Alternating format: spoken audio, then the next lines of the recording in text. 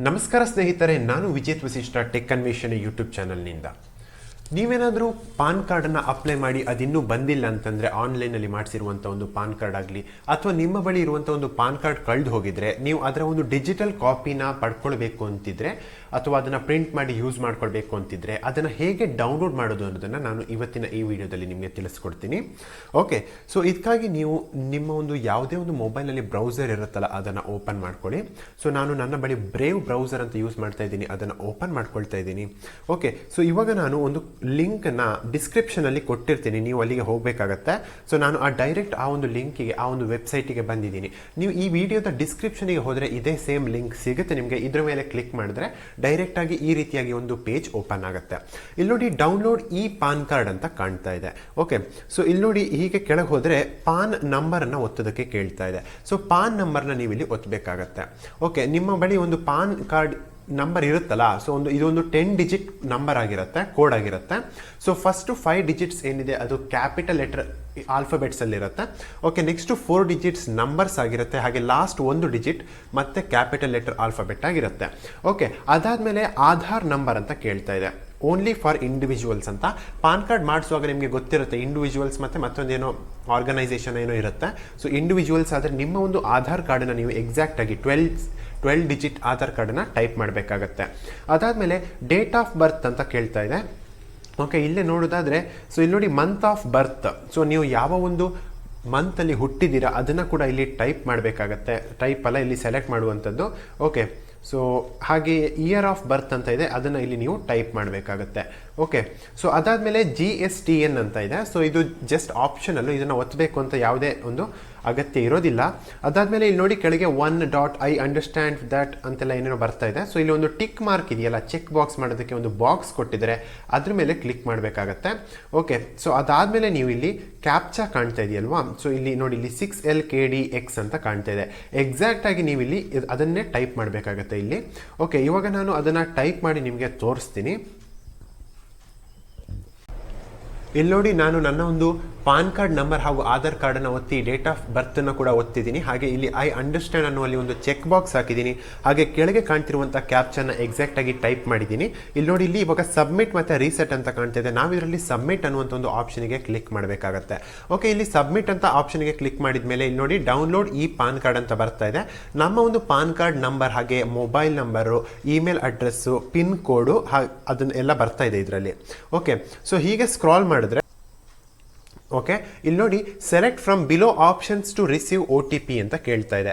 Okay, ಇಲ್ಲಿ ನಿಮ್ಮದು mobile number ಅಥವಾ ಇಮೇಲ್ ಅಡ್ರೆಸ್ ಇದೆಯಲ್ಲ, ನಂದು 2 ಇದೆ. ಅದು 2 ಇಲ್ಲ ಅಂತಂದರೆ ಯಾವುದಿದೆ ಅದನ್ನು ಇಲ್ಲಿ ಕೆಳಗೆ ಸೆಲೆಕ್ಟ್ ಮಾಡಬೇಕಾಗತ್ತೆ. ಓಕೆ, ಇಲ್ಲಿ ಬೋತ್ ಅಂತಲೂ ಸೆಲೆಕ್ಟ್ ಮಾಡಬಹುದು, ಮೊಬೈಲ್ ನಂಬರ್ ಅಂತಲೂ ಸೆಲೆಕ್ಟ್ ಮಾಡ್ಬೋದು, ಇಮೇಲ್ ಅಡ್ರೆಸ್ ಅಂತಲೂ ಸೆಲೆಕ್ಟ್ ಮಾಡ್ಬೋದು. ಯಾವುದನ್ನು ಸೆಲೆಕ್ಟ್ ಮಾಡ್ತೀರಾ ಅದಕ್ಕೆ ಒಂದು 1 ಟೈಮ್ ಪಾಸ್ವರ್ಡ್ ಬರುತ್ತೆ, ಅದನ್ನು ನೀವು ಇಲ್ಲಿ ಟೈಪ್ ಮಾಡಬೇಕಾಗತ್ತೆ. ನಾನು ಜಸ್ಟ್ ಮೊಬೈಲ್ ನಂಬರ್ ಅಂತ ಕ್ಲಿಕ್ ಮಾಡ್ತಾ ಇದ್ದೀನಿ. ಓಕೆ, ಮೊಬೈಲ್ ನಂಬರ್ ಅಂತ ಕ್ಲಿಕ್ ಮಾಡಿದ್ಮೇಲೆ ಇಲ್ಲಿ ನೋಡಿ ಮತ್ತೆ ಚೆಕ್ ಬಾಕ್ಸ್ ಬರ್ತಾ ಇದೆ.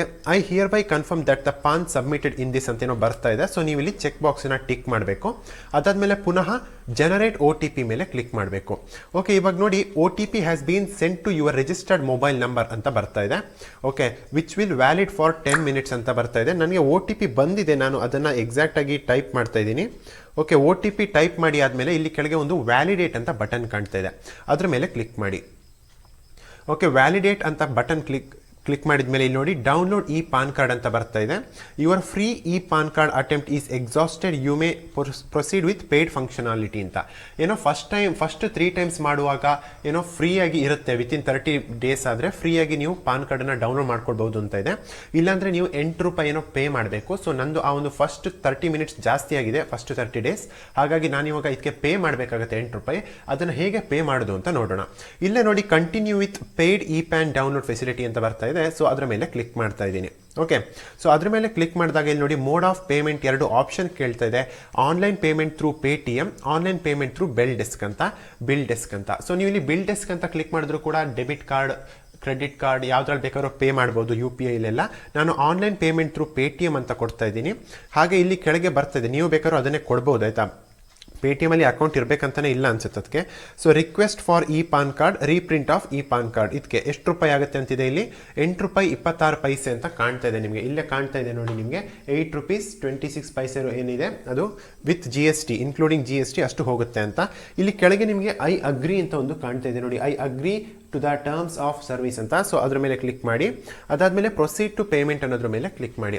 ಓಕೆ, ಪ್ರೊಸೀಡ್ ಟು ಪೇಮೆಂಟ್ ಅನ್ನೋದ್ರ ಮೇಲೆ ಕ್ಲಿಕ್ ಮಾಡಿದಾಗ ಇಲ್ಲಿ ನೋಡಿ, ಇಲ್ಲಿ ಫೀಸ್ ಇನ್ಕ್ಲೂಡಿಂಗ್ GST 8.26 ಅಂತ ಬರ್ತಾ ಇದೆ. ಸೊ ಟ್ರಾನ್ಸಾಕ್ಷನ್ ID ಕೂಡ ಬರ್ತಾ ಇದೆ, ಅದೇನೋ ಬೇಡ ನಮಗೆ, ಜಸ್ಟ್ ಪೇ ಕನ್ಫರ್ಮ್ ಅಂತ ಕಾಣ್ತಾ ಇದೆಯಲ್ವಾ ಇಲ್ಲಿ. ಸೊ ಈ ಒಂದು ಪೇ ಕನ್ಫರ್ಮ್ ಮೇಲೆ ಕ್ಲಿಕ್ ಮಾಡಿ.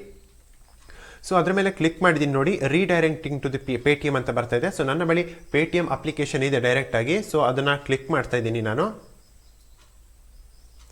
ಓಕೆ, ಇಲ್ಲಿ ಡೈರೆಕ್ಟ್ ಆಗಿ ಅದೊಂದು ಪೇಮೆಂಟ್ ಆಪ್ಷನ್ಗೆ ಹೋಗಿದೆ. ಇಲ್ಲಿ ನೋಡಿ, ಇಲ್ಲಿ ಪೇಮೆಂಟ್ ಸಕ್ಸಸ್ಫುಲ್ ಅಂತ ಬರ್ತಾ ಇದೆ.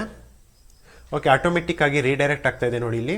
ಸೊ ನೀವು ಇಲ್ಲಿ ಡೆಬಿಟ್ ಕಾರ್ಡ್ ಅಥವಾ ಒಂದು ATM ಕಾರ್ಡಿಂದ ಏನಾದರೂ ಪೇ ಮಾಡ್ತೀರಾ ಅಂತ ಆದರೆ ಅಲ್ಲಿ ಪೇಟಿಎಂ ಅಂತ ಸೆಲೆಕ್ಟ್ ಮಾಡಬೇಡಿ. ಓಕೆ, ಸೊ ಅದರಲ್ಲಿ ಬಿಲ್ ಡೆಸ್ಕ್ ಅಂತ ಇರುತ್ತೆ, ಅದನ್ನು ಸೆಲೆಕ್ಟ್ ಮಾಡ್ಕೊಳ್ಳಿ. ಅವಾಗ ನಿಮಗೆ ಡೆಬಿಟ್ ಕಾರ್ಡ್ ಎಲ್ಲ ಅಪ್ಲೈ ಮಾಡುವಂಥ ಒಂದು ಆಪ್ಷನ್ ಇರುತ್ತೆ. ಓಕೆ, ಇಲ್ಲಿ ನೋಡಿ, waiting for the response from Paytm, it may take up to 1 minute, kindly do not refresh your page or close the browser ಅಂತ ಬರ್ತಾ ಇದೆ. ಸೊ ಸ್ವಲ್ಪ ವೆಯ್ಟ್ ಮಾಡಬೇಕು ನಾವು, ಇದನ್ನು ರಿಫ್ರೆಶ್ ಮಾಡೋದಕ್ಕಾಗಲಿ ಅಥವಾ ಈ ಒಂದು ಬ್ರೌಸರ್ನ ಕ್ಲೋಸ್ ಮಾಡೋದಕ್ಕೆ ಹೋಗಬೇಡಿ. ಸೊ ಇಲ್ಲಿ ನೋಡಿ, download E PAN card, transaction status success ಅಂತ ಬರ್ತಾ ಇದೆ. ಸೊ ಪೇಮೆಂಟ್ ಅಮೌಂಟು ₹8.26 ಅಂತಲೂ ಬರ್ತಾ ಇದೆ. ನಾವಿಲ್ಲಿ ಜಸ್ಟ್ ಕೆಳಗೆ ಒಂದು ಕಂಟಿನ್ಯೂ ಬಟನ್ ಕಾಣ್ತಾ ಇದೆಯಲ್ಲ, ಈ ಒಂದು ಕಂಟಿನ್ಯೂ ಬಟನ್ ಮೇಲೆ ಕ್ಲಿಕ್ ಮಾಡಬೇಕಾಗತ್ತೆ. ಸೊ ನಾನು ಕಂಟಿನ್ಯೂ ಮೇಲೆ ಕ್ಲಿಕ್ ಮಾಡಿದ್ದೀನಿ. ಇಲ್ಲಿ ನೋಡಿ, ಡೌನ್ಲೋಡ್ ಇ ಪಾನ್ ಕಾರ್ಡ್ ಅಂತ ಬರ್ತಾ ಇದೆ. ಸೊ ಇಲ್ಲಿ ನೋಡಿ, ಇಲ್ಲಿ generate and print payment receipt ಅಂತ ಇದೆಯಲ್ಲ, ಅದ್ರ ಮೇಲೆ ಕ್ಲಿಕ್ ಮಾಡಿ.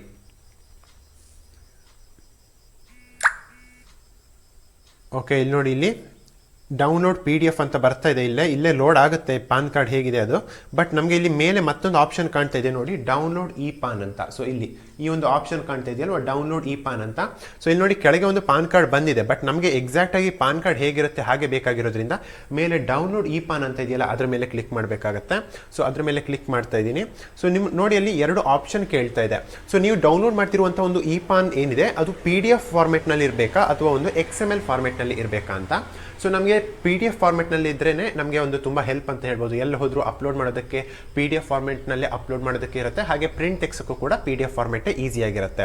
ಓಕೆ, ಸೊ ಇವಾಗ ನೋಡಿ, ಡೌನ್ಲೋಡ್ ಇ ಪಾನ್ PDF ಅಂತ ಇದೆಯಲ್ವಾ, PDF ಅನ್ನೋದ್ರ ಮೇಲೆ ನಾನು ಕ್ಲಿಕ್ ಮಾಡ್ತಾ ಇದ್ದೀನಿ. ಓಕೆ, ಸೊ ಇವಾಗ ನೋಡಿ, ಆ ಒಂದು ಪಾನ್ ಕಾರ್ಡ್ ಏನಿದೆ ಅದು ಡೌನ್ಲೋಡ್ ಆಗಿದೆ. ಸೊ ಓಪನ್ ವಿತ್ ಅಂತ ಕೇಳ್ತಾ ಇದೆ. ಸೊ ಡ್ರೈವ್ PDF ವ್ಯೂವರ್ ಅಂತ ಕೊಡ್ತಾ ಇದ್ದೀನಿ ನಾನು, ನೀವು ಯಾವ್ದು ಬೇಕಾದ್ರೂ ಕೊಡ್ಬೋದು.